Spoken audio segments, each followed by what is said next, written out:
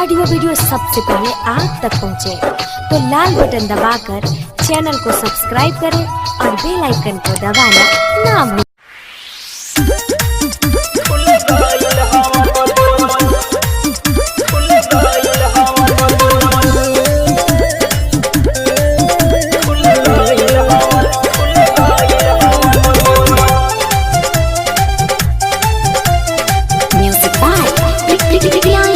अनहरिया के माते पकड़ ले आते हमर दुनु देवरा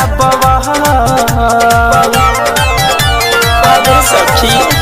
अनहरिया के माते पकड़ ले आते हमर दुनु देवरा बहन सखी रे खुल गइल हवन जब प्यारे वाला हवा बहल सखी रे खुल गइल हवन जब प्यारे वाला हवा बहल सखी रे खुल गइल हवन।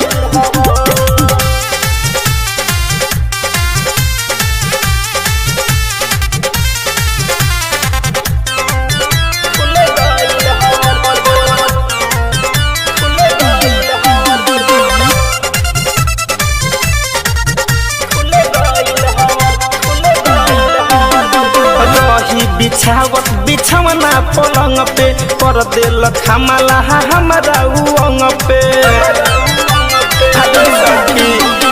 रही बिछावत बिछावना पलंग पे कर देल खमला हमारा उंग पे अरे देह सहलवला मन पनियावला कभूतते घर के बवल सखी रे खुल गइल हवन जब प्यारे वाला हवा बहल सखी रे खुल गइल हवन जब प्रेम वाला हवा बहल सखी रे खुल गइल हवन।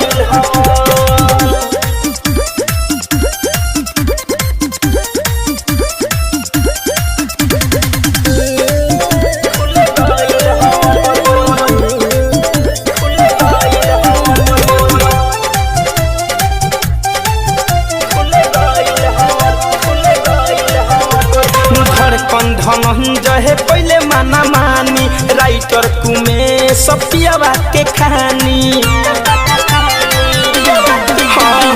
धड़कन धनंजय पहले माना मानी प्रियांशु कुमे सपियावा के कहानी किया रे चक में अइलस पाजा में पति अइलस चुहे लागल घर छावन सखी रे खुल गइल हवन जब प्रेम वाला हवा बहल सखी रे खुल गइल हवन जब प्रेम वाला हवा बहल सखी रे खुल गइल हवन।